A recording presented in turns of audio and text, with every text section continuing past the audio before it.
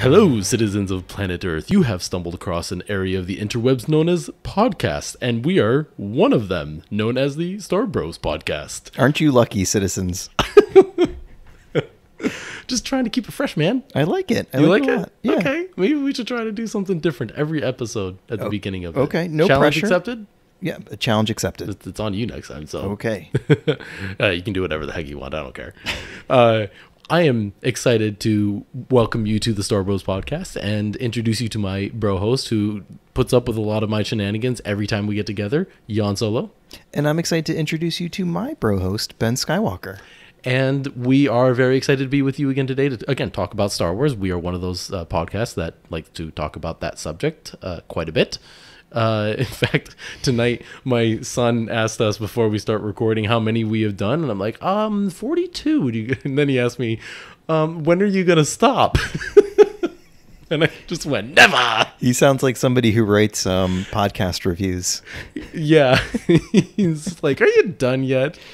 I mean, he's sleeping when we do all of ours, so Yeah. It's not like he's missing time with his dad, right? No, I'm no. questioning my parenting methods. No, I think like a lot of people who have listened to our podcast, he just wants it to stop. That's exactly it. We hope we're kidding. Speaking of people who listen to our podcast, Yes. Heather, Yes. thank you. I finally got my chocolates. Yes, you did. Jan was hoarding them for such a long time, and he's finally brought them over. Well, that's mostly because of COVID, but Yep. but thank you, Heather. They're wonderful. Yeah, and for anybody who hasn't seen the pictures that we've posted on our social media, our friend Heather made us homemade chocolates that are in the shape of different Star Wars things. So I think there was Star Wars things. yes. So to give an example, I think there was an AT-AT in there. Yep. There's a Yoda. I love the Han Solo and Carbonite. That's Yep. a really cool one. That was the first thing I had because I just needed a little taste to be like, okay, she made this chocolate. Like, how's it taste? And it tastes delicious. Well, there's a little Han Solo and Carbonite, and then there's Yeah. a big one Yeah. that is a hot chocolate bomb that's full of hot chocolate mix and marshmallows. Oh, I just thought that was like a big Hershey's bar. Yeah. Which, speaking of which, that was probably one of the most fun I've had on Twitter in ages. Yes. I think ever. So Justina Ireland puts out this tweet and says, one of my favorite things is to tease Kevin Scott about Hershey's chocolate or something like that.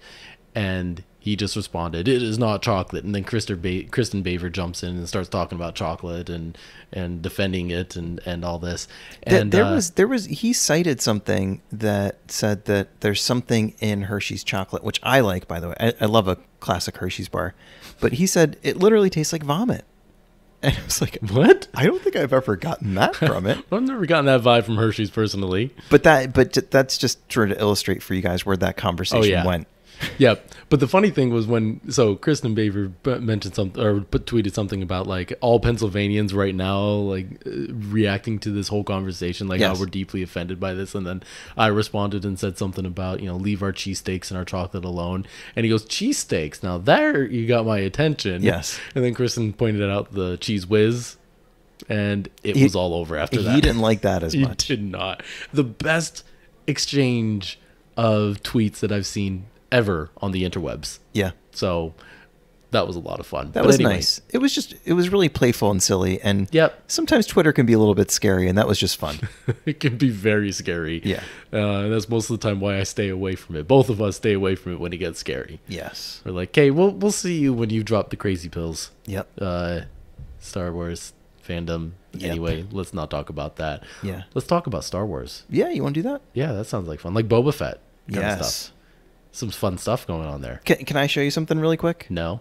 I'm going to anyway. I do that to you a lot on this, and I'm very sorry. It's okay. I'm used to it. My dad went down to Florida. My dad was visiting. He's gone back to Poland at this point, but he Yeah. went down to Florida to visit some friends, and he went to Disney World, and he went on the Rise of the Resistance ride, and Waited in line for how long? he waited in line for over 2 hours, and then when I think he got out, it was like 3.5 hours. Oh my gosh. Yeah. Someday I'll do it. Someday I'll wait, even if it's, Oh, I'll wait all day. All day if I have to. Yeah. Okay, maybe not all day. But he got me this T-shirt. I noticed that. What is it? It looks like The Mandalorian. That's what I thought. Okay. Why is it not that? It's a Mandalorian T-shirt. What is he hold? Okay, yeah, and there's Boba Fett on it. It's Cobb Vanth. It's Cobb Vanth. That's the Cobb Vanth Boba Fett version. Yes. Yeah. Okay. So today's the first day that I wore it, and I didn't realize it. I put on my Mandalorian T-shirt thinking it was Boba Fett, and then I realized, oh my gosh, I now own a Cobb Vanth T-shirt. I mean, he's in the Mandalorian, so that's probably all this is. Is like, Yeah. here he is, and if you bought it at Disney World, then this wasn't like a pawn shop No. selling off a knockoff version. Yeah, and I guess they probably just have everything. They have, all the, primary, secondary characters on Yeah. T-shirts, mugs, hats, whatever. Can I get a Pelimoto one? Probably. Because that's after this last episode, like Pelimoto is now officially my favorite Oh, yeah. person in Star Wars. Gotta love her. Yeah. Even above Luke. Yeah. Blasphemy. I know. Wow. I'm just kidding. I'm not going to go that far. I just want to get a rise out of people. I was just going with it. But yeah, somebody is getting their pen and their paper out to write you a strongly worded letter. I hope it's not Heather. But if it is No. Heather, then I hope it comes with some more chocolates because these are going to be gone very quickly. No, but let us talk some Star Wars because we got the last episode, Chapter 7 of the Book of Boba Fett, and there's a lot to talk about. It was our longest episode at an hour. And yeah, we have to get into it sooner rather than later. But we have another segment to talk about. What's that one first. called? That one is called News from Across the Galaxy. I'm changing up everywhere on you now. You're keeping it all the same. Yep. I like it. Yep. No, we have a few pieces of news. I know, have a lot of news, but let's get the big one out in the open. Do you know what the big one is? I mean, I'm looking at my list here. Is it the Kenobi, the date? Lack of Kenobi trailer, you mean? I was going to say the lack of Kenobi trailer because people were sort of expecting that on Super Bowl Sunday, and I could see why, but we didn't Yeah. get it. Is that it? No? No, that was the biggest non-news. I was just going to say the opposite. Is we got a release date That's what I meant. and a poster, Yes. right? Poster's cool. Poster looks great. Did you see someone animated it? No. I saw someone animated it so that it looked like the sands Sand were sort of moving and waving. and swirling. It was Ooh, cool. wow. Really like that. Would love that to be my background on my phone or something. Yeah. But yeah, we got a poster with it. It was funny looking at the poster. Like I had to squint to realize that it was Ewan McGregor. He's very small on it. Very small. It's very understated. It Yeah. gives your imagination room to sort of think about, like, all right, what's going on here, and where's the story going to go, things like that. It's perfect. I loved it. But we got a date. We at least know when we're getting some Obi-Wan. Yep. And that is May 25th This year. in this century. Yes. I don't know why I said century. We're talking to the people of planet Earth about this year. Yeah, exactly. Remember, it happened a long time ago in Galaxy Far, Far Away. True. It already happened. True. No, yeah, so we're going to get that on May 25th. We can finally get excited. I think there are some people that were like, guys, May 4th, you missed out. But I still think we're going to get Bad Batch on May 4th is my guess. Yeah, there's going to be something else, I think, on that date.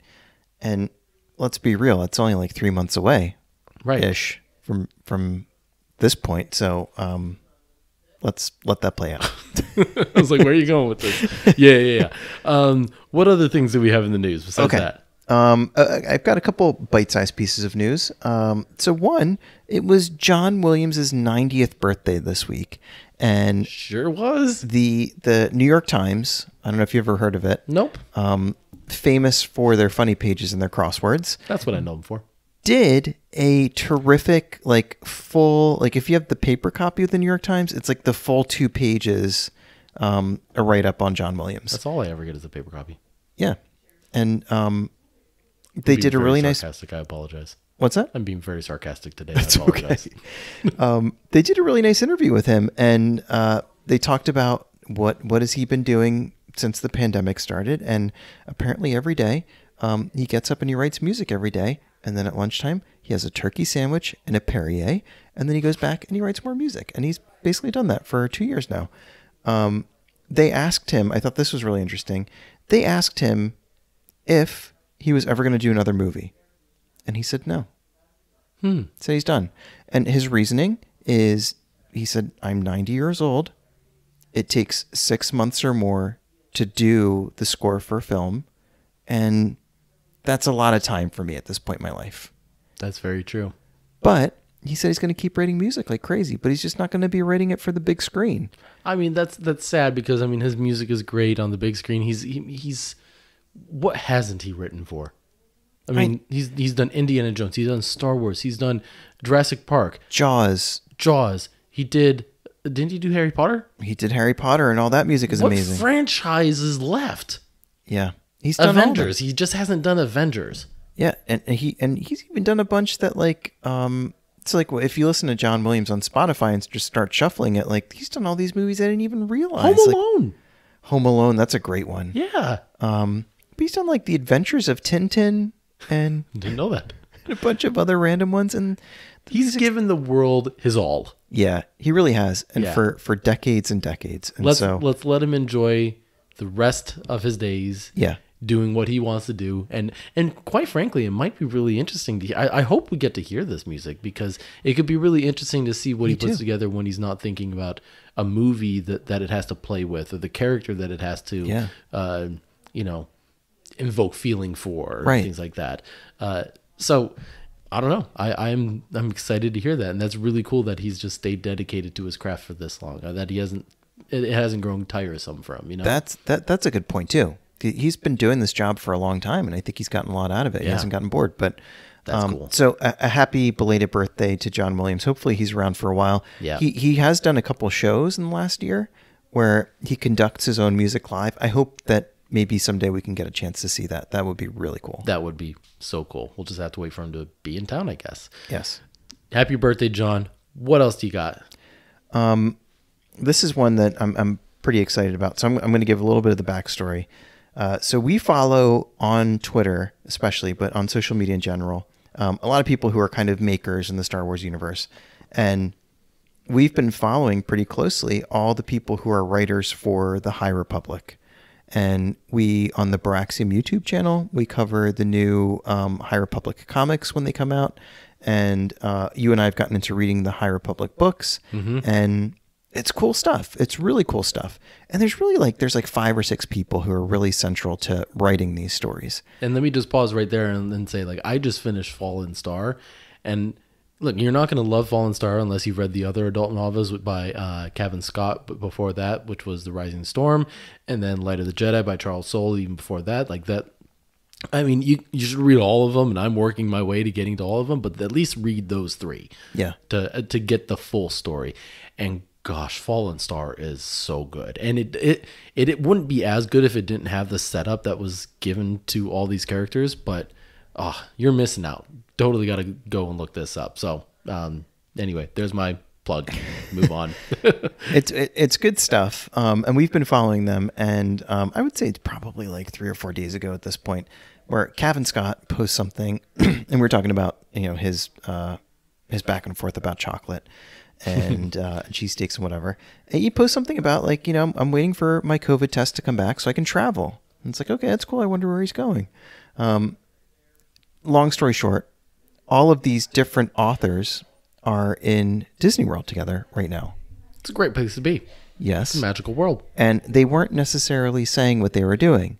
And by the way, Kevin Scott took a picture of a Dairy Milk candy bar, which is just a really tasty British chocolate, and this was in the back and forth about Hershey's. Yep. And then I think it was Justina Ireland today tweeted, "Thank you for the chocolate bar, Kevin."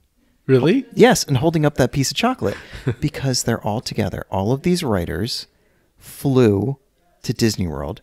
They're all in a room together, and what they're doing is it's a writer's summit, and they're planning out the next phase of the High Republic. But what I thought was super, super, super cool was Daniel Jose Older. So here's the list, I think. Let me know if I'm missing anybody. Charles Soule is there. Kevin Scott is there. Daniel Jose Older, Claudia Gray, Justina Ireland, and Kristen Braver. Is that everybody? Did you say Kevin Scott? I did say Kevin Scott. And Charles Soule? And Daniel. Dr. Charles. I think Yep. got them. I'm hoping you got them all. Yeah. If you're one of the people who writes for the High Republic and we missed you, let us know. Send your email to thestarburstpodcast@gmail.com. Anyway. Do not tweet your anger at us. Yeah, don't drag us through the mud. But they're all there. And Daniel Jose Older, who has been interviewed by you. Yeah. You guys couple are times. practically pals. He probably wouldn't say that. But he posted a picture of they're in this conference room at a hotel in Disney World. Yeah. And the picture, there's a screen outside the conference room that, you've seen this in hotels. It tells you what's going on inside that yeah. room. So it'll be like, one time I was at a hotel and it was this East Coast, this was not the convention I was attending, but it was the East Coast convention of undertakers. So, the fact you even know about it is bringing enough questions to my mind. But so that was just a coincidence. But outside of, I wrote it down. The sign outside of the summit where they were writing the next phase of the High Republic said Walt Disney World Relationship Marketing, and it was specifically something that sounded boring to distract people from poking their heads in there. Yeah, and it makes sense. Yeah, and meanwhile, they're all in there writing the next phase of the High Republic. And what I thought was really cool was, again, like if you've ever been to a conference, you walk in and they give you junk, basically. Yeah. There's magnets and a lanyard and whatever. Sound like you've been to a lot of these before. I've been to a couple. About undertakers? What's that? Undertaking? I just walked through that one. I was not a guest. I was not a speaker. I was not, thankfully, not deceased. But they all had Lucasfilm, Disney, the High Republic swag. Like they all had notebooks and pens, and it looked like they were being brought refreshments. And it was just like all these like brilliant writers in a room together, snacking, eating chocolates that Kevin bought for them, and trying to figure out how to break our only hearts. Only the ones that Kevin brought for them.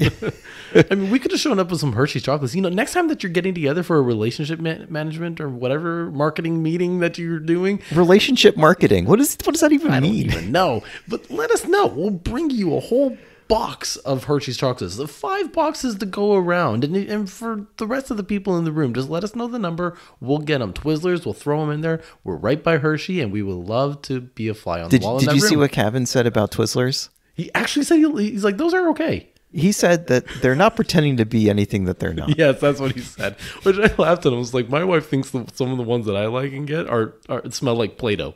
Well, apparently he thinks she's not wrong. Actually, Hershey's is vomit. So, oh wow, that's cool. And I'm glad to hear that they're working on the next phase, because I'm sitting here after that last book going, I need to know what's next. Yeah. So that is really cool. Yeah. Good job, paparazzi. Thank you. I was going to call you Papa Paparazzi now. A couple other pieces of news. These ones are quick bites. I think the singular is paparazzo. On to the news. Really? Is that true? I think so. Heather's Italian. We can ask Heather. She speaks Italian. Does she? Mm-hmm. Okay. Let's do that. I'm gonna ask her. Okay. We'll circle back around after we ask Heather. She told me, by the way, or Google. She told me, by the way, she listens with her son. Yeah. And her son is really little. And so, because kids have this experience at a certain point where they're like, oh, your name isn't Mom? Like, And so she was telling me that Petey, her son, hi Petey. Hi Petey. Thought that Heather was Italian for mom. Maybe it is. Maybe it is. Maybe we should make it that way. Yeah. I'll call up. Anyway, I don't know where to go with that. Anyway, the news. No, other small pieces of news. Hey, we talked a little bit about Obi-Wan. Marvel is going to be doing an Obi-Wan comic, and the art will be done by Ario. Do I say his name right? Anindito? I think that's right. Okay. He's so talented. He's so talented. So I was very excited to hear that he's doing that. He's been doing the High Republic, Marvel High Republic series. So just getting more of that art will be fantastic. And it'll be written by Christopher Cantwell, which I don't know what he's done before. I think he done some other stuff within Marvel, but nothing that I saw for Star Wars. But I could be wrong on that. But the interesting little tidbit that they gave as to like the first the first issue was something to do with his journal that he wrote, and it's a journal that we see in the comics already, like the one that he kept while he was on Tatooine, and he kind of recounts a story that he is writing in this journal. So it should be really interesting to see what this shapes up to be. And the timing of it's really interesting as they're diving into the Obi-Wan character in a few different formats, it looks like. Now comic and live action at the same time. So I'm looking forward to that. Yeah. Anything you want to add on that one? I'll just say Ario is very active on Twitter, and he seems like a super gracious dude. Like we have retweeted a bunch of his stuff before and just given him a shout out. Just Ario appreciation posts and stuff like that. And he's so gracious, and he almost always says the same thing, which is, I'm just a really huge Star Wars fan. Like, I'm just a fan who gets to work on this stuff. Yeah. And that's a cool perspective. It is. It's got to be cool to reach that point in your life where you're like, I'm a fan of this stuff and I get to contribute to it now. Yeah. Which is really neat. Other piece of news, we're getting some Black Series action figures, and this one made news for a few different reasons, but there's a lot of them coming out, some of them inspired by Book of Boba Fett. We have Cad Bane, but then there's also Cosca Reeves, Axe Woles, Mayfeld, and then the one that everyone's been talking about. Yeah, Mix Mayfeld. I didn't see that one. Mm-hmm. But the one that everybody's been talking about is Black Chrysanthemum. Mm-hmm. Which, hey, really cool that we were getting one. Yeah. Our bro host Chris Ryan said that he's going to get 3, but the negative reaction to it was pretty strong. Very strong. I think Chris is the one who said it best. Is like, it just looks like they dipped Chewbacca in black ink. Yeah, it does. And I was trying to think, like, so it definitely doesn't look like the on-screen one that we see in the Book of Boba Fett. And I was trying to think, like, because we've read a bunch of Dr. Aphra, and I think that's where I first saw Black Chrysanthemum. And I was trying to think, is that what he looks like in the comic? I don't think so. People are not shy about saying they feel like this missed the mark. They're not shy when they think anything's missed the mark. True. But yes, in this one in particular, they do not pull their punches. No. And to be honest, I looked at it and I was like, oh, that looks interesting. Okay, whatever, and just moved on. But no, there were some strong feelings about that one. So, but I could see that being like, in a few years, like 40 years from now, people like, do you own that really bad Black Chrysanthemum? Totally. And if you do, it's going to be worth like $50,000. Yeah. Yep. The Simpsons comic book guy is going to have one in like a plexiglass case or something. Totally. Exactly. Okay, we've been on the news for a while. Is there anything else that you got? I think you had one more thing. Do I?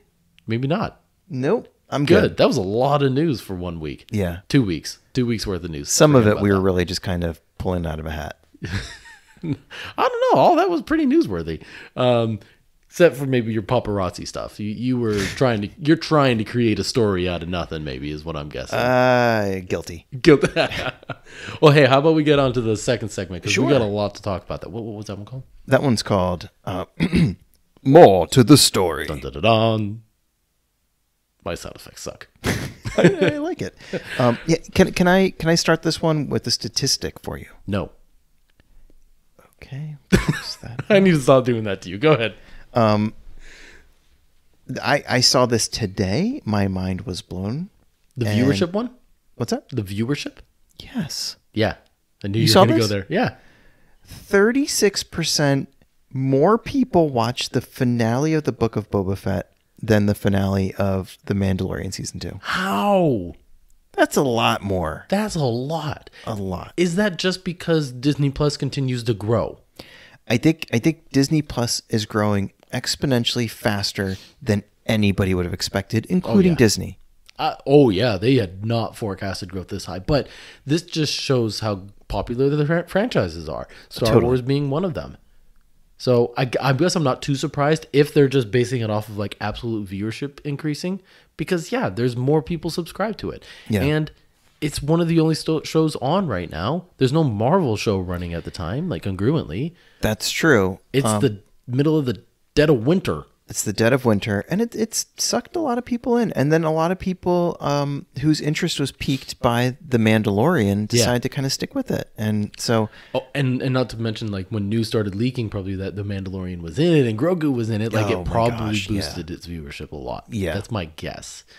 But it was well-deserved because I'm curious, if you were to give this one a rating or so, what would you give it out of 5 stars? The whole series? No, this episode. Oh, I mean, we've had some fantastic episodes. this season. Everyone would look to like chapters 5 and 6, the last two before this one, with where Mando comes back and where Grogu's in and all that, as some of the best ones. But dude, I gotta say, this one was top notch for me. It was very satisfying. It really wrapped the series up well, Yeah. in my opinion. I think there were a lot of stories happening all at once. You had the past with the Tusken Raiders. You had the current with Boba Fett trying to establish himself as a daimyo, and then you did this offshoot story of Mandalorian. You had a lot of pieces to tie together, and you tied all three of them, and then, as we'll talk about a little bit later, a few other areas of Star Wars into this, more specific, like Clone Wars. Yeah. There are even nods to like other eras.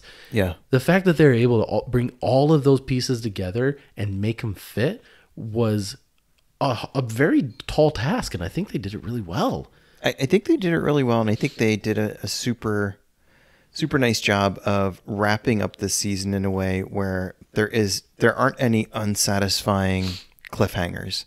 Yeah. Like sometimes TV shows do this thing where they expect you to come back because they've sort of like kicked you in the shins by not giving you enough answers at the end of the season. Yeah. They didn't do that at all here. Like, which leads to some speculation that maybe this was just a special. that's what I'm thinking. Here's what I'm thinking more specifically. I think the Book of Boba Fett, Ahsoka, and Mando are basically like one tapestry kind of together. Mm-hmm. I think that they can kind of all serve the same story, but not have the same amount of episodes or airtime. Yeah. I think that this was it for the Book of Boba Fett, but it contributes to Mando's story in a big way. We get more of Ahsoka this season, and so that tapestry is still kind of like weaving together. But I think this is it for this show. I think it might be. I won't say it's it definitively. I mean, I don't make that call, so I can't. I will. You will? Sue me. Okay. Don't sue me. I don't know where to go from there. But Sue Ben. now we've gone a little too far. But I see room for them to revisit this if they want to. If they want to, yeah. Like, and more specifically, like, revisit the story of Boba Fett and what he's doing, and come up with some new crisis that he could be involved in. So what that is, how that looks like, I don't know. I don't think Boba Fett's story is done. The question is it enough for another series? But we're kind of getting ahead to a little bit to the like end. Yeah, Like, without talking about the episode. But I don't think it's done either. And by the way, anything that has a cut scene in the credits is probably not done. yeah. But we'll come back to that. Well, let's talk about the episode. So we were gifted with the longest episode of this season. We were gifted with, like I said, a lot of different storylines coming together, and all the characters that basically were in the show, minus Ahsoka and Luke, like getting adequate screen time and time to kind of have their story come to an end, with maybe one exception. But yeah, let's start out with where this whole episode starts out. I call it kind of the setting the chessboard up scenes. So you start with the ruins, the bombing that happened at the end of the last episode.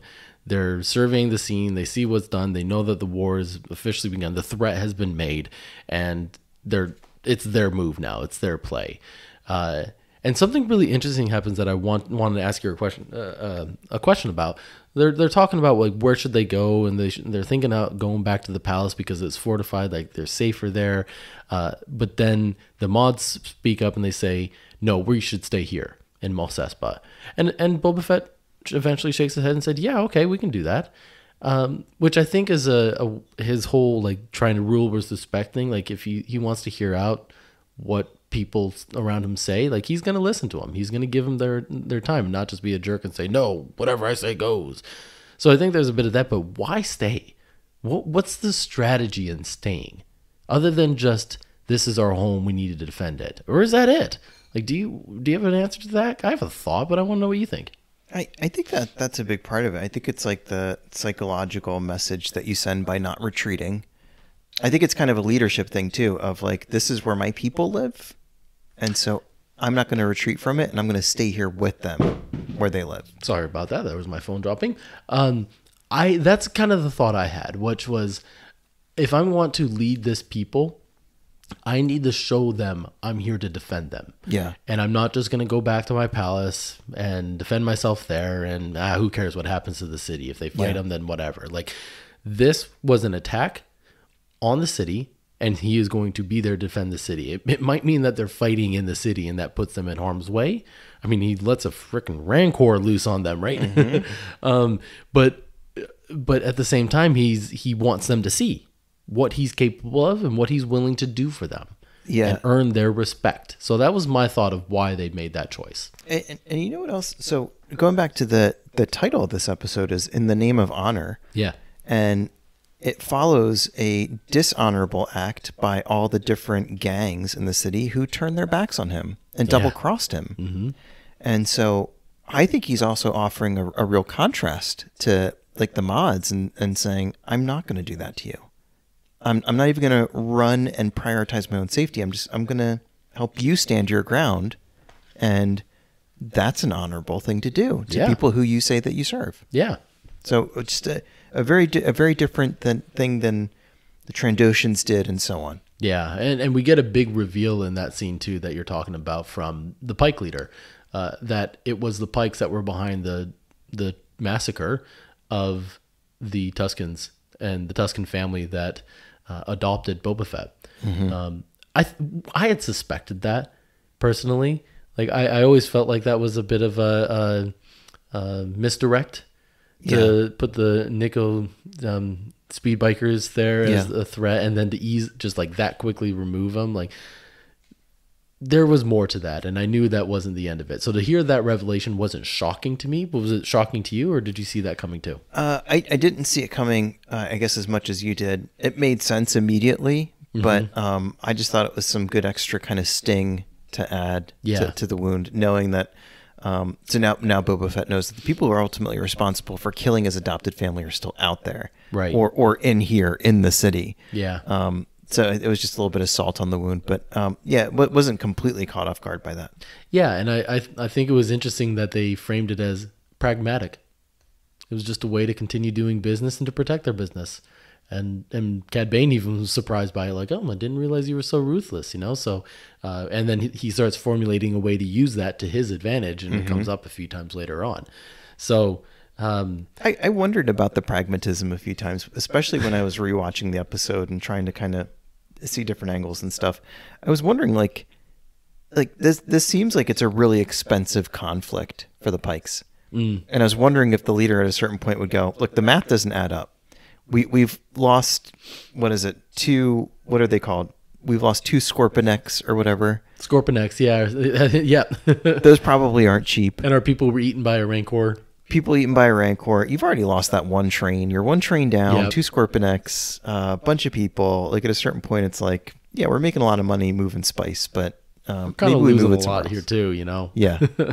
Yeah, that's not very pragmatic in my book. But by the way, the Scorponeks that you see on the screen were concept art that was designed for I read that Attack of the Clones that didn't make it on screen in Attack of the Clones, but just another good example of Filoni and Favreau kind of mining the archives for cool stuff. Well, we're getting ahead of ourselves a bit here, but as soon as I saw those, my mind went to the Droidekas. Yeah. Droidekas, however you decide to pronounce that. Like, that was the energy shield and everything, the way that they were designed with the 2 arms and everything, and the legs that they were supporting. Like, it just looked like it. So you knew it was inspired by that art. Makes you think that maybe what they are Clone War era arsenal that the Pike somehow kept and were able to, just take and use 20 years later, 25 years later, when they needed them again. So that was really interesting. But I like that it was the concept art where that came from. Yeah. They probably had like an arms dealer on Canto Bight that they worked with. Probably. Who was able to get them some illicit Scorponeks. Yeah, I mean, if Mandalorian can get his hands on a Naboo starfighter, why can't they get their hands on one of those? Dude, sometimes I listen to myself talking about Star Wars and I'm just like, how am I married? What other knowledge is up there? Because there seems to be a lot of Star Wars knowledge. There's a lot of Star Wars, and surprising that somebody married me. Well, I mean, that's surprising still for me, and that's not just because of Star Wars. But anyway, You ever see that meme where it's like the girls looking at the guy? They're the girl's looking at the guy all nervous, and the guy is facing away from the girl, and she's like, he's probably thinking about other girls. Yeah. And then like my thought bubble is, I wonder if the Pikes went to Canto Bite to buy black market Scorpinex. I know exactly what you're talking about, like what they're really thinking. If you knew, Oh man, you would not be this worried. Oh gosh. All right, so after that scene, we get the X-wing flying through. Now, I don't know where your mind went. The first thing was, well, it looks like Grogu made his choice. I wasn't sure though if Luke would be in there. I was surprised that Luke wasn't. And you made a funny joke of like when Luke found out that Mando was on Tatooine, he was like, "Nope, I'm not going. R2, you take him. Just bring the X-wing back, could you?" Yeah. But what did you think of his choice? Did you expect that? Do you think this is it? His choice is done. It's made. It's over. No. Book closed. No. Okay. Here's what I think. I think that Luke very specifically pointed out to Grogu that his lifespan is different than a lot of other beings who he's already come in contact with. And I sometimes wonder about Grogu's cognitive ability and how much he's really thinking and things like that, because he seems like he's so babyish sometimes, but then other times like he's really with it. I don't think he's really that babyish. He just doesn't speak yet. Yeah, so that's what I'm starting to get wise to. He has speech delays. That's all. Yeah. So what I think happened here is in his mind he thought to himself that Mando's not going to be around forever, and in fact, it's kind of like when you have a pet and people say that, you have a pet for part of your life, but that pet has you for their whole life. And this is kind of the relationship, I think, between Grogu and Mando, where he realizes, okay, I can probably be with this guy for the duration of his life and live as a Mandalorian and still have another 700 years where I could potentially be a Jedi if I want to do that. Mm-hmm. So I think he's going to be a Mandalorian Jedi at some point. That's my hope. That's what I'm thinking. I mean, we saw a lot of instances of him using the Force in this episode, and so he's not going to let that go that easily. No. And even then, after all the years that he had been out of the Jedi Order, like it stayed alive in him. Like he maintained his connection to the Force. He was still able to use it. He got exhausted every time he did. Yeah. He'll learn that. But yeah, I'm really hopeful that he becomes the Tar Vizsla. You know, the one who can kind of combine the two. Well, you know what? I feel like this didn't come up at all this season, but in the second season of Mando, a lot of people are speculating that somehow Grogu was going to turn to the dark side. Yeah, there was a lot of speculation. A lot of that. I didn't hear any of that this time. Did you? No, I think they were just happy to have him back. I don't know. No, there wasn't as much. But they also saw him getting trained by Luke, and maybe that did something to, wake him up a bit. Yeah. So you're not worried about that? No, not yet. I don't know if we should be. But we didn't talk about this in the news, but there's been some, partly because it's not news, but there's been rumors that Daisy Ridley could be coming back at some point as Rey. And is that a way that they can get, Grogu into that time period a bit more? So I don't know.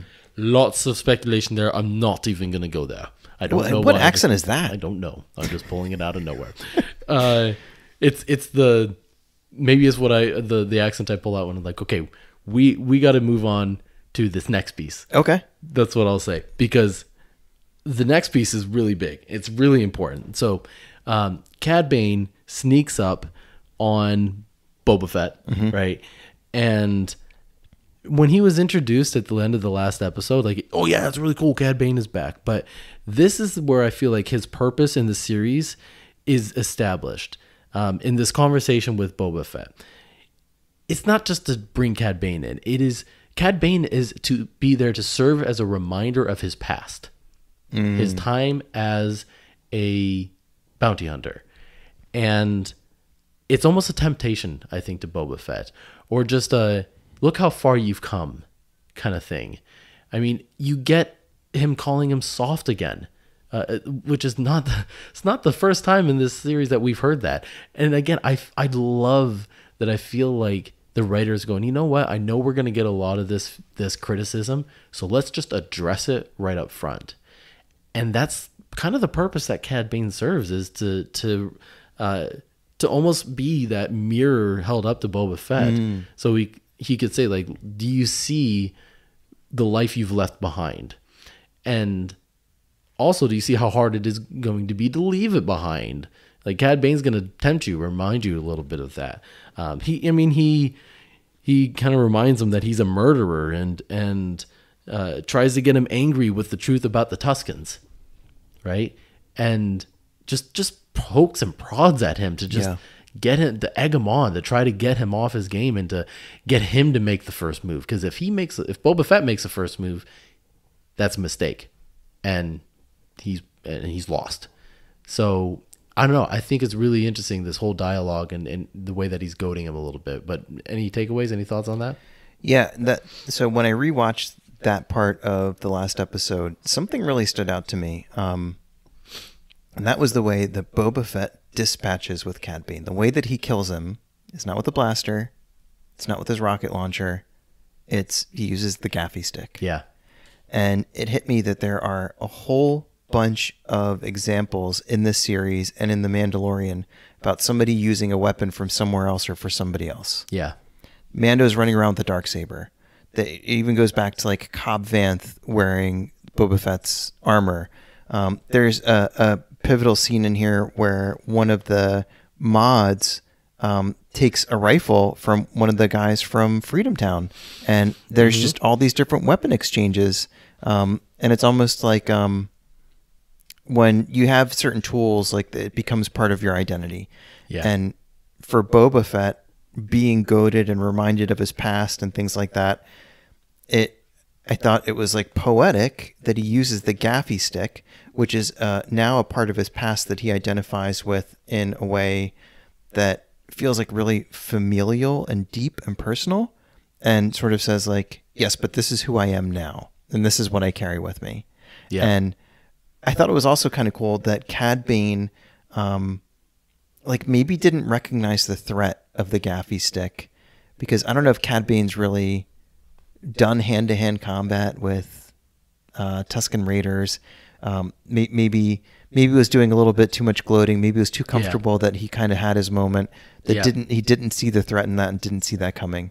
So I thought there was like a lot of poetic stuff in that exchange, and especially the way that Boba Fett used that weapon. I picked up on the gaffy stick too and thought, there's the tribe. You can't get anywhere without a tribe. He says that. And if it weren't for him learning that lesson and getting that tribe and continuing to carry around the gaffy stick as a reminder of that tribe, he would have been dead. Yeah. That, like, that's true. No way to dice that one up any differently. They saved him again. Right, exactly. And they're continuing to save him. And so, he's established his modern day tribe that's helped him and all that, but his first tribe saves him one last time. I love that. So I picked up on that too and thought it was just as poetic, and I loved it. Star Bros going deep. Yeah, but I also loved in that dialogue, jumping back, and we're all over the place with this one, but like I like that he talks about how we all go soft in our old age.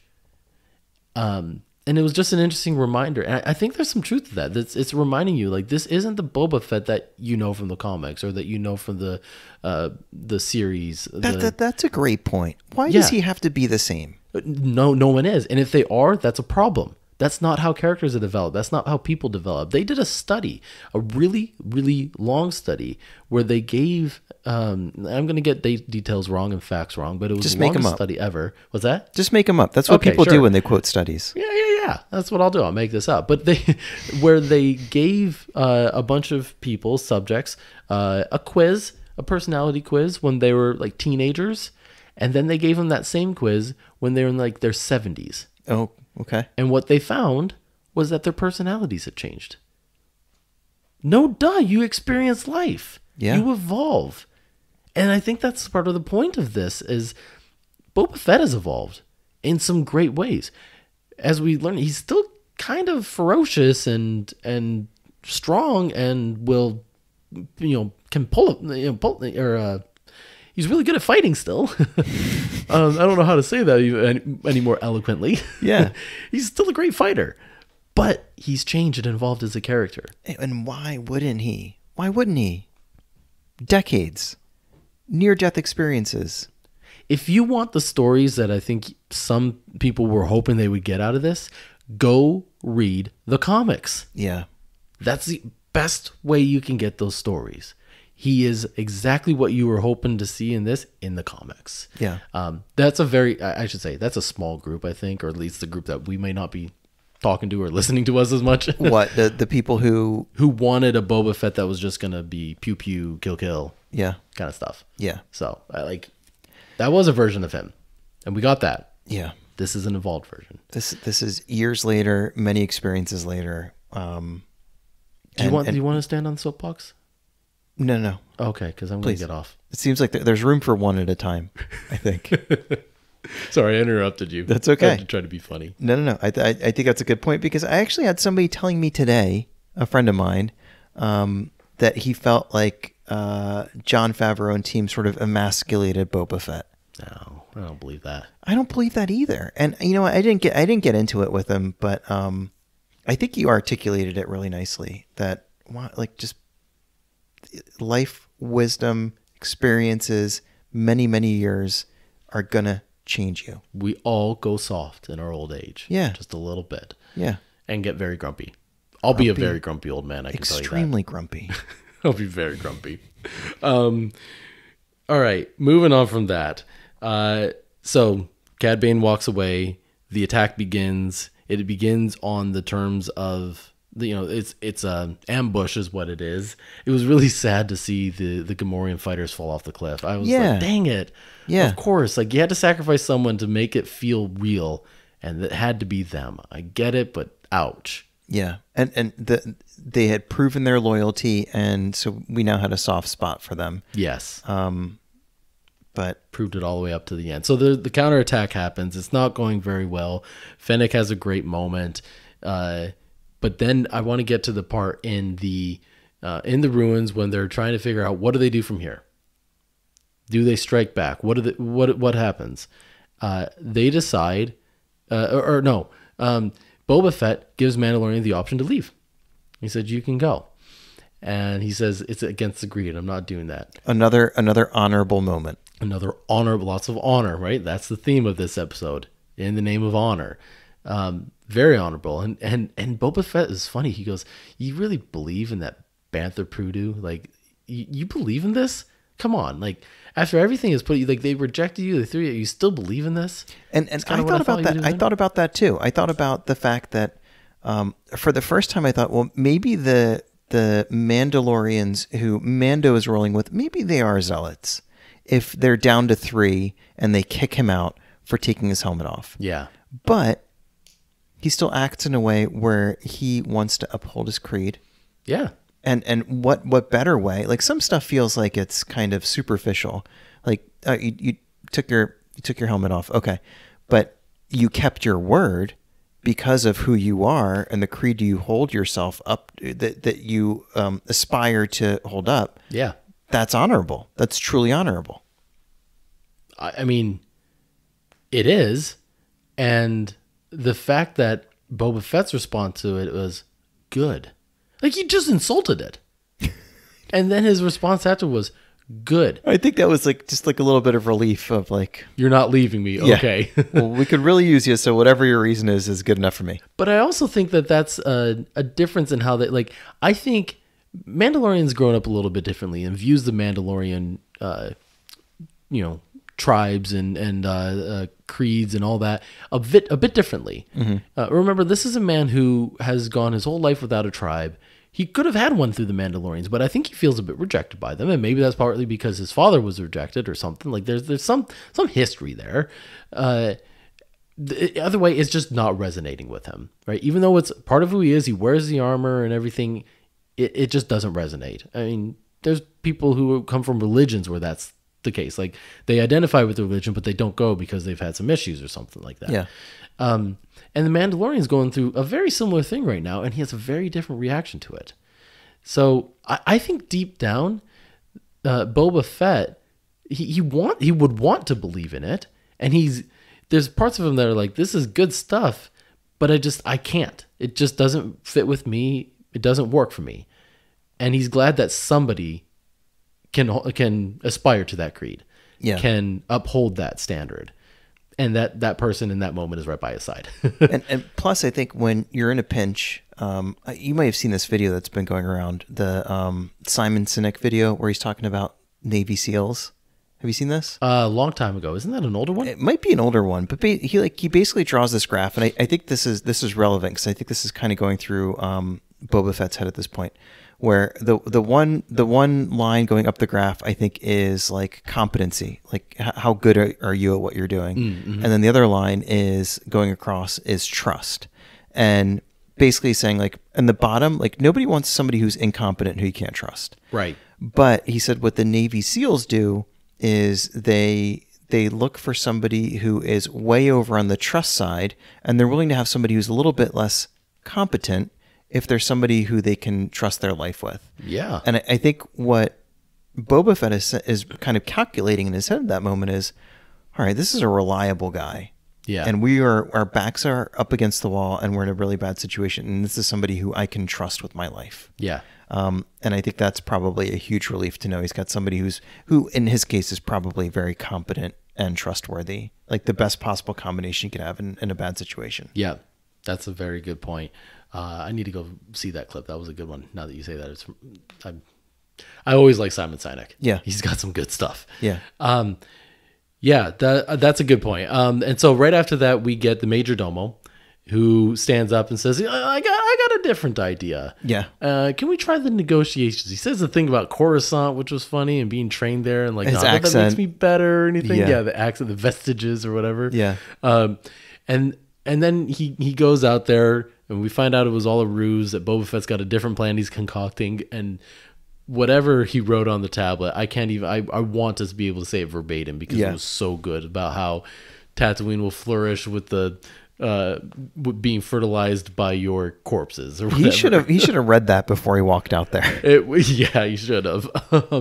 It was one of the funniest lines in a very stressful moment where they've been attacked, and then the emergence of the two Mandalorians, the payoff of that was my favorite scene of this episode, and maybe even this series. Just when the Mandalorian was announced years ago, and we heard this was coming, and we saw the armor, we're like, hey, that looks like Boba Fett. But it's not, we know. How cool would that be if the two of them got together? Well, we finally got that moment. There it was, yeah. Like, I remember thinking that, like, the moment when they were all together. And we kind of got that with, the Sin episode, chapter 3 of season 1. You get all the Mandalorians coming together, and it's really cool, but it was nothing with the character that they've established in Din Djarin alongside the character they've established in Boba Fett, coming out, guns firing from two ends of this building. The choreography was great. Rodriguez is just pulling that off. I just have to tip my hat. Yeah. Because there were some great shots, great action here. Like, you just nonstop firing and, the knee rockets and everything. It was just perfect. Yeah. I just loved it. So that was probably my favorite scene in the whole series. Really? Awesome. Had to have been. Very cool. There's another one that's right behind it, which we'll get to in a second. Okay. But what do you think of that? Agreed? Same reaction? Or I thought, this was... I thought Robert Rodriguez is the right guy to direct the most action-packed episode of this whole series. Well, remember the first episode, people were complaining about the choreography of the fight scenes. Yeah. And the chase scenes. And all that was Robert Rodriguez. Yeah, the chase was like a little bit like, well, the pace seemed a little bit off or whatever. Yeah. But redemption in this. That was fantastic. Totally. Building up to that. Any other reactions to that? No, sir. Okay, moving on. All right, so yeah, the fight's going crazy. The droids show up. The people of Freetown show up. There's a lot of stuff that happens. And then the people of Freetown show up in an honorable way. Yeah, they could have run for it. Yeah, and that's sort of like a binding thing for this side of the conflict. Everybody is acting with honor. Yeah, it's a cool thing to see. But go on. But then we get at some point a little bit later on the reunited, and it feels so good. Grogu is back with Mando. Did you shed a tear? Did you choke up a little bit to see little Grogu jump up into Mando's arms? I'm tapping my chest. I felt it in here. And this one, like a lot of them, I watch at like 5 o'clock in the morning, and I'm kind of like squealing to myself before work watching it. And that was just a very sweet moment. It was so tender. It was also really intense and scary because the Scorponok was chasing them, and Mando didn't expect him to be there, and Mando's trying to keep himself alive, and all of a sudden now he's got to keep little Grogu alive. Little Grogu alive too. Yeah. Very, very, very tense moment. A really good tense introduction. A really good tense reunion, I should say. But I wouldn't have had it any other way with those two. Yeah. Like, they've always been intense moments. That's what they do. They got introduced in tense moments. It's just like all they know. They live in the action. Yeah. So, but it was great. It was great to see like the payoff. Like he's wearing the shirt, as he calls it. It was a great scene. That was my second favorite scene. Awesome. that I was mentioning. But then we get this is probably going to be the third favorite. I don't know. They just keep progressing, getting better and better and better.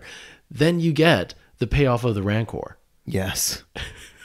Walk us through that one. Well, there was a few things where I thought going into this episode, like they have to pay off in some way because they were introduced and set up. And this was one of them. And the other one that came to mind did not pay off. And that was where the Hutt's going to come back into the story. Oh, yeah. Yep, I thought of that. and but maybe at the same time, I don't think they needed to pay that one off. I didn't think so, but I thought I was kind of expecting that they would pop up again in some way. See, that's where I think a season 2 could be. Yep. That could be like, okay, Pike's left. Well, there's no more threat. Let's go reclaim Tatooine. And now it's, instead of the Pikes, it's the Hutts. Yeah. Or something like that. And I could totally see that. But I think the clever thing that they did with the introduction of the Rancor was, Boba Fett runs off and I've got an idea. But the action is so intense and you're so sucked into that my mind was not going other places thinking like, all right, what potentially could they pull out of what else do they have up their sleeve? What could they do next? Yeah. And so when the Rancor's hand sort of comes over the wall and pulls himself up and you realize, oh my gosh, he did it. Mm-hmm. I guess between the last couple episodes, Boba's been taking Rancor riding lessons, and while we've been all watching what's happened with the Mandalorian and Grogu and Luke and all that, yes, he's been getting some lessons. He's been getting lessons from Danny Trejo. Yep. And then here he is riding very competently, and basically raining unholy terror down on his enemies, and it's a really satisfying thing to see. And I was a little bit nervous for the Rancor at a couple different points, but which was good. They showed that he wasn't invincible. He's not invincible. Like he's not the Terminator, and he's not some he wasn't some super weapon that was just going to wrap everything up. Yeah. And they showed that he has. I think they mentioned in the episode where Danny Trejo drops him off that they're really emotionally complex, and we see him scared and running away at one point, and we have that King Kong moment where he climbs up, I guess, the bell tower, we'll call it, Moss Empire State Building, and Moss Empire, and it's just freaking out, and I loved certain things about that. I loved Mando basically saying, you're making it worse. Stop shooting at him. If you stop shooting, he's probably going to calm down a little bit. Yeah. And then that was yet another moment where Grogu could step in and kind of save the day. Yeah. And the image of I want this framed up on my bedroom wall. Grogu and the Rancor in like a deep, satisfied sleep after winning the battle. Taking a little nap. Yep. That was such a great moment. I mean, the first one was like, he just confidently puts him to sleep, and then he just goes up to him, gives him a little touch, like, here you go. And it's funny because it wasn't like the times where he fell asleep before out of pure exhaustion. It was more of and maybe this shows that he's kind of growing into his power with the Force again. That he's not just like collapsing. He walked over to him and lays down next to him, and then kind of shimmies a little bit, like he's just like, he was tucking himself get in here, get comfortable, like tuck in, right? Yeah, like I don't know. It showed a little bit of progression on top of a cuteness factor. Yeah. Oh yeah. Yeah. So you recap that really well. But you also yeah, he kind of worked a way around the Cad Bane returning piece, and we already talked about that a little bit.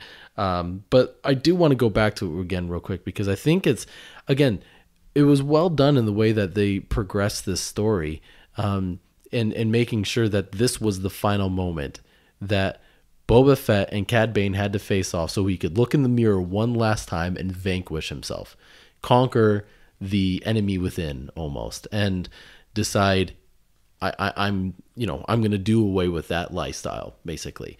And the other thing you learn is that Cad Bane, may both be old. Cad Bane is older than him, by the way, and he can still beat him in a shootout. Like, doesn't stand a chance. Boba Fett doesn't stand a chance. Cad Bane will take him out with the blaster any day. And that's where you mentioned like the gaffy stick being really important. But I also thought it was interesting that Cad Bane's final lesson was look out for yourself. And I think that was maybe that was what teed it off for Boba Fett to be like, no, I know the exact opposite is true. Don't look out for yourself. Find a tribe. I learned that the hard way because I tried to live on my own, and it wasn't working for me in the end. It almost got me killed so many times. So that almost was like that trigger to remind him the gaffy stick tribe, So yeah, that's a really good point. But I thought that was great. And here's my question for you: is Cad Bane dead? A lot of speculation about that. Because his little check engine light was on. Check engine light. That's a perfect word for it. And so a lot of people are trying to read into that. And what does that mean? Does that mean he's alive and life support is still working in some way? No, I don't think he's dead. As soon as he got stabbed, I was like, no, you invested way too much in bringing him into live action for him to be dead now. Yeah. At the same time, I get the people who are like, because I'm in this camp a lot of times too, who are saying, but it would just diminish the whole death. It would diminish the whole moment if you were to survive that. And yeah, that's true. That's true. I get that. I mean, you can't just bring Fennec Shand back every single time, but Fennec Shand's proof that there are ways already proven that we can do this. Yes. We've brought Fennec Shand back with the mods. We're about to bring back Cobb Vanth with the mods. Yep. Why can't we do that for Cad Bane too? And also the whole thing of like it diminishes the death. There's stuff in life and there's stuff in this TV show where one action seemingly diminishes another one. Like another one that came up, somebody shared with me recently was they felt like they were talking to somebody who said that, oh, now that Grogu and Mando have been reunited, it's almost like it kind of undoes the whole last season of the whole series of The Mandalorian before that. Where Mando's mission was to return Grogu to his people. And it's like, yes, based on the information he had then, and based on the relationship that he had with him then, but things change. They do. And the fact that at this point, the right thing was for them to be together, it doesn't really take away from the journey that happened before. Like, that's all still part of the story that got you to where you are today. Yeah. I feel like there's a little bit more to that argument than the Cad Bane I think there's way more to that argument. And part of that is because, here's why. If I'm watching season 1, then season 2, then season 3 of The Mandalorian sometime in the future, and season 2 ends on him leaving, but season 3 they're back together, like, all right, I've certainly missed something here. Yeah. It happens fast. Yeah. Is my point. Book Boba Fett makes it happen, and it makes it happen pretty fast. So there is something to be said about that. I wonder how they'll address that. Yeah. Almost. But anyway, I won't criticize it because, again, what we got made complete sense. So I'm totally along for that ride. I am of the camp that hopes that that Cad Bane is still alive. Yeah, and I don't have anything to go on when I say that he's still alive. It's probably just hope. I hope that he is in live action again at some point. And Star Wars is the one to blame for giving us hope because it teaches us that you should never lose hope. Yes. Thank you, Star Wars. Lesson learned. You're welcome. Who said that? Star Wars. That was Star War. Mr. Star was War. Mr. Star War. What's your favorite Star War? Yeah. So hope that cat. I hope he is, but if he's not, then okay, he's dead. Rip. He served his purpose. He's old anyway. I don't get it. He could also come back in live action like Obi-Wan or something like that. Yep. So maybe there's other ways to bring him back. I just love him so much in a live action. I just don't want to let him go yet. I know. I'm with you. All right. So That brings us to the end. We get a really cute moment with Mandalorian Grogu flying away, and he's tapping him like, I want to go to Sublight again. Like, that was a lot of fun. We see Boba Fett walking the streets, and he's got the respect. He's leading by respect. Ended right where we started, right? With him trying to lead with respect. He's made it happen. The poor townsfolk are rebuilding their city after the Rancor blew it to bits. Pretty much. And not just the Rancor, but just the whole battle had left the city there's some in pieces. Pikes to blame too. Oh, I forgot a part. Fennec Shand completely single-handedly dispatches all the leaders and the threats that remain. That was a little bit dark. Oh, it was good though. It it was Robert Rodriguez. It was. I mean, we saw Mandalorian slice someone in half on a desk. Yeah, Like, that's true. We've gone dark already in this. There's no going back. That's true. This was one of the things that I was thinking of when I said that I felt like it was a very satisfying, cleaned up kind of conclusion to the season. Like all the baddest of the bad guys were handled. The mess is cleaned up. The mess is cleaned up. It's definitive. It's not like, oh, they locked him up and then maybe they'll break out on the prison ship, like with Migs Mayfeld again. Yeah. Like, no, they're totally taken care of. They're gone. Everything that made it convoluted and confusing for Boba Fett before. No, he's the undisputed champion of Mos Espa. Yes. He's got his belt and he's got his title. He is the official daimyo and no one's going to challenge him on that. Not at this point. No one's left. For now. Power vacuums and there's always a struggle for power. Always. There's going to be something that'll happen. You always have to keep earning your seat when you're in one of those seats. I just love that Fennec Shand is that powerful. She's that cunning. She's that quick and all that stuff. Because I'm assuming that the head of the Pikes probably has his best guards around him, whatever. Yeah. And she cleans up that whole mess in like 30 seconds. Yeah, just like, okay, you know what? I felt like that was her moment of going, enough is enough. Yeah. Okay, you guys have done enough damage, and you've proven that there's no civility here. Yeah. So I'm not showing any in return. It was a great moment in this, and part of the reason is because I think if there's any criticism I have against the series, it's that Fennec Shand was not developed enough. And I think a lot of people would share that. They could have done more with her character. They could have done more with her story. It didn't completely get shoved to the wayside. She had some great moments, but she just didn't develop that much. Yeah. And people had big expectations, and I think people started to think that maybe she was going to double cross Boba and try to take over, and people read into a lot of their dialogue thinking that she didn't fully respect Boba, or their approaches were just so different and so contradictory that they couldn't possibly work together successfully and basically run the town. And I get where they were coming from with all that stuff, and the clock just kind of ran out in the season. It did, and so maybe there's always time for more of that. But the other thing too is, I mean, I think it was really cool at the end. They did resolve, I think, a lot of the tension between them, and her just going, if not us, then who? Yeah, I think she got it. She got where he was coming from and what they need to do, and that, you know what, for all the money that Spice can bring us. Yep. This is probably the better outcome anyway. Okay. Yeah. You know, so there's some of that, but could have done a little bit more. What do you think is next for all this? Yeah. Mandalorian season 3, Book of Boba Fett, the characters. Where do we go from here? Yeah. So one of the things I already mentioned, which is I think that this Mando and Ahsoka are one big story, and I kind of feel like Mando is at the center of that story. Yeah. We may see Boba again. We're definitely going to get a bunch of Ahsoka, but I think the Ahsoka series is probably going to be something like this, where it is playing into this bigger story of Moff Gideon, the Mando Grogu partnership, and kind of their clan of two, and raising this youngling, maybe some more Luke Skywalker stuff. I think it all is going to kind of play together going forward. I think Cobb Vanth is going to come back as the modded deputy. Mm-hmm. I think he's probably going to go back to Freedom Town, and that just seems like home for him. And I think that's what he does and that's who he is. Yeah. I heard Jerry Seinfeld say once, like, if he was ever on stage and he got kidnapped and had a horrible experience and ransomed and beat up and whatever, when he got out, he would probably just go back on stage. And I think that's what Cobb Vanth is going to do.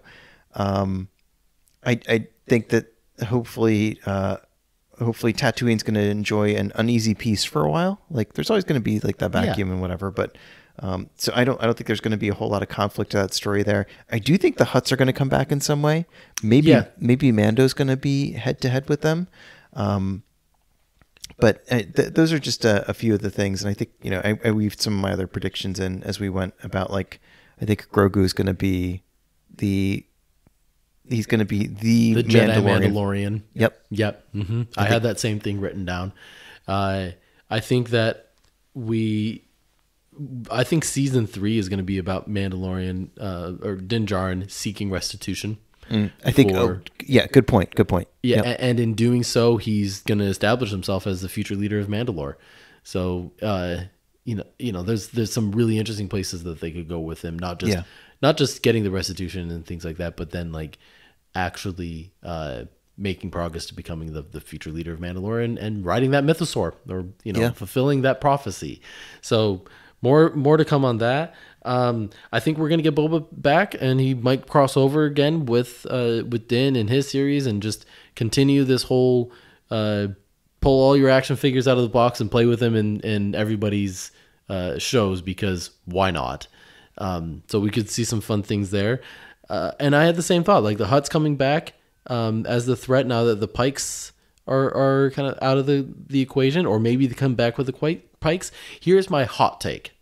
Oh, my one hot take. Okay. And I will admit that this is completely like fan fiction. I doubt it will happen, especially because I actually have to catch up on the comics and the Crimson Reign. But part of the Hutts coming back is they come back in full force with some other parties. Oh. Maybe the Pikes, maybe Crimson Dawn, and maybe Kira. Oh, yeah. Wouldn't that be cool? That'd be really cool. I would be all for that. That'd be really cool. Huh. Again, I have to catch that up would on work Crimson Dawn. too. It would work. It could. It really could. It could be about like the syndicates coming and just trying to regain power. Mm-hmm. Who knows? All right. Season review. What'd you love? Think about it all now. Is this what you liked? Did it meet your expectations? Yeah. I think I'm still probably a diehard Mando fan. I think that's still my series. But so here's a few of my favorite moments. Like the biggest sort of like goosebumpy grin moment for me, where I was just like, oh, this is so good. Was seeing Luke Skywalker. Yeah, that was special. What I have in here is seeing Lucas J. Skywalker in Chapter 6. I think that's his full name. Yeah. Lucas J. Skywalker. And I didn't understand the episode title of Chapter 6, by the way. What was it again? From the desert comes a stranger. From the desert? What? That makes more sense. You didn't really think that was dessert, right? You're just messing with me. Come on, you meanie. Lucas J. Skywalker. Well, that was referencing to Cad Bane. So yes, and I had an honorable mention there. I also had. Wait, were you kidding about the J too? What do you mean, Lucas J. Skywalker? Were you just messing with me there too? Isn't that his name? I don't know. I think you're messing with me. Lucas Jerome Skywalker. So you just proved that it wasn't, because you're baiting me with the Jerome. I am so lost. I don't know how to read you right now. From the desert. From the desert. That makes way more sense. Oh, that was great. I really love the moment where Grogu arrives at Mos Espa when the X-wing comes down. You can't really see who's in there, but we're all speculating, it's probably Grogu in there. So that was a special moment. So that one really jumped out to me. I had a favorite throwback moment where we got like some prequel vibes, and that was when Mando takes the N1 Naboo starfighter through Beggar's Canyon. Yeah, That was cool. That was one of my favorite moments. That was just sort of like, oh my gosh, I'm like, I feel like a kid again in the movie theater. Yep. And the fact that it looks like it hasn't been visited since that pod race, but it also looks like, I don't know. It looks like it's gone untouched. It like, does. It was so perfectly executed. Like I feel like I was just watching that movie again and saw a new ship flying through. It looks like nobody's visited since we watched that movie 20 years ago. Yeah. Better said in shorter words. Thank you. And then I have I wanted to give a shout out to my favorite director of this series, because there's one episode where I just kept like thinking like, gosh, this is so beautiful and cinematic and amazing, and this could have been blown up into a 2.5-hour movie and it would have been amazing. Oh, who? Steph Green. Really? The director of Was that episode 2? Tribes of Tatooine. Yeah. Which I think stands out to me as aside from like the last act of this season, just like an amazing standalone episode. You know, that was the thing that I found as I thought back on this, and now I'm kind of getting into my answer to my own question about like review of the series is I thought back on some of these episodes and was just shocked by like how much they were able to put into these stories. Yeah. And part of it was because they were jumping around between different time periods and different storylines and things like that. But they really got a lot in. And I was thinking about chapter 2. I'm like, oh my gosh, that seems like forever ago. And it was. I mean, in the grand scheme of things, it's so unique these days to watch one episode a week. And, you know, it feels it's almost 6 weeks ago or whatever. Yeah. But I mean, that one just hit me right away. And I've rewatched it a couple of times. And it's so good. And that was one when we had the really cool opportunity to guest spot on Fulcrum Entertainment's podcast, and that was the one we talked about. That's the episode that we got to talk about, which was so cool. And I think that was like the one episode that a couple of us gave 5s to. It was one of the best. I mean, that was where they introduced the Hutts and Black Chrysanthemum. It was where we got the whole train heist scene and that connection with the Tuskens that, you know, gave some heart to them that they eventually ripped out the next episode. Like, we have been on a roller coaster. I'm laughing at Lucas Jerome Skywalker. You're still on that. I can't believe I didn't take the bait and you just like, okay, never mind, moving on. And then you were able to get it still. From the dessert comes a stranger. Oh, you're killing me. Honestly, I loved it. I loved the series. I mean, I'm not the best critic. I will admit that, but I think life is lived much better that way too. So I'm happy with who I am. I agree. Don't change me. I mean, it wasn't perfect. Like I said, they could have done some more with Fennec Shand. There was some clunky dialogue in some moments, but that's kind of inherent of almost any movie or anything. And that's pretty clunky dialogue is pretty Star Wars. Yeah, that's true. Like it's pretty not on like brand. We're not used to this by now. Yeah. But then again, it makes up for itself in spades in a ton of moments, not just the action. But then I think that like all the surprises they were able to cram into this, like they kept a lot of stuff secret.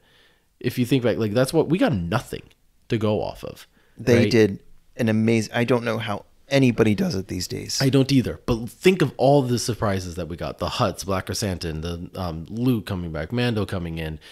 Everything was fantastic.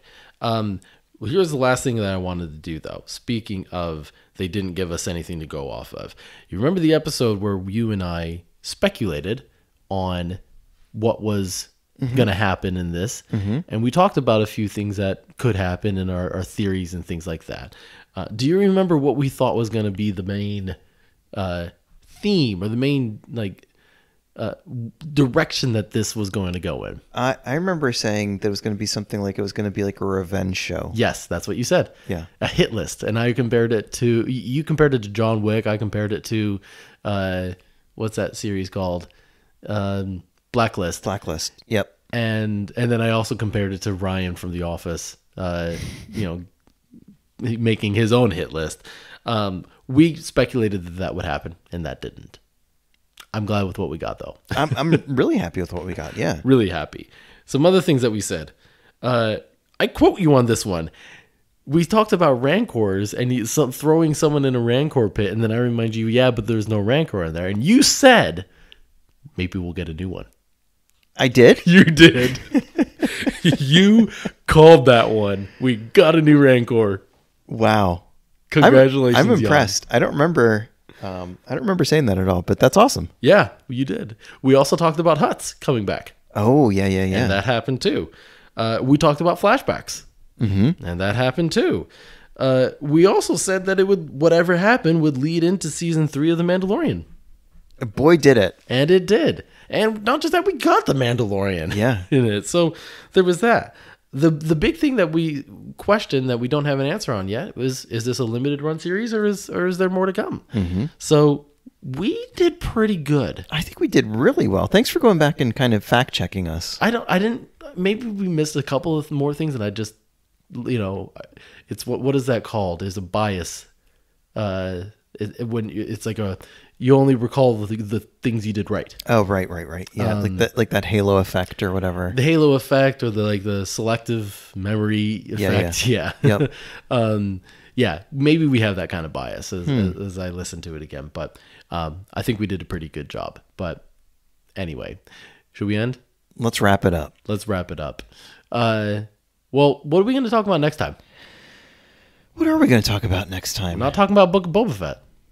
I know. And by the way, my Wednesday this week felt very different not having Book of Boba Fett. It's tough. I miss it already. Yeah. I'm going to have to go start it all over again. Are you? Okay. Or just go watch Mandalorian or something else. Yeah. No, so we are going to we're going to do something that we did early on and just a little bit differently change it up. Remember the episode 3 Heroes in a Slug? Yes. Where we picked each of us a couple of characters and we dove a little bit deeper into their story. We're going to do that again. Yeah. And pick a couple secondary characters that we can each dive into. Maybe theme it a little bit. We'll get some help from our friends and followers on Twitter to figure out. We're going to put it out there. And so if you have suggestions about what characters we should dive into or what like a good theme for discussing characters might be, you can email us at thestarbrospodcast@gmail.com.